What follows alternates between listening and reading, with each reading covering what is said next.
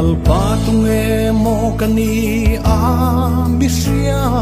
kachung te po tunge ani lalpa dai kil karami mualeng mu phalo te hi eng fangin nge mo kapangai cheminti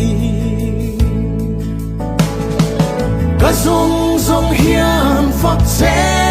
anwan ka eng kim hi ita ani ka mangai che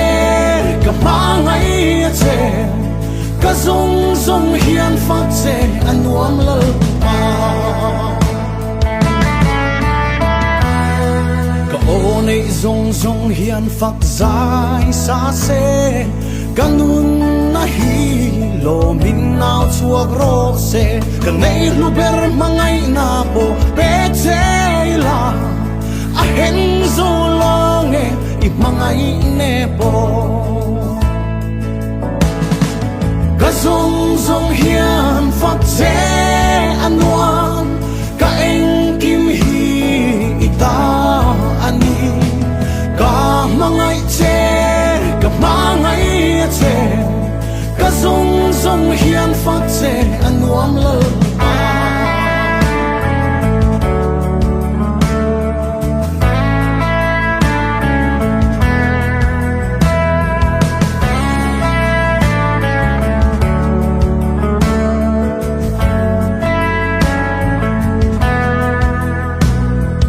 hello chuan eng ma a hlu zo lo I om chuan ka tan lei van a chang thi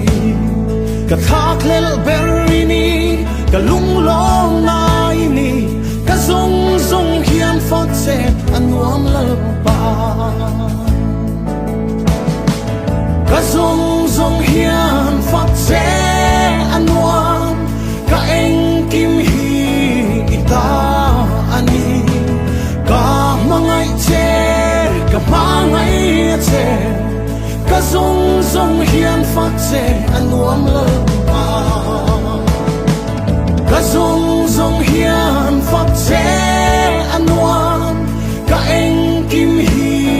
ita ani ka mangai che ka mangai che ka zong zong hian phak che anwam lal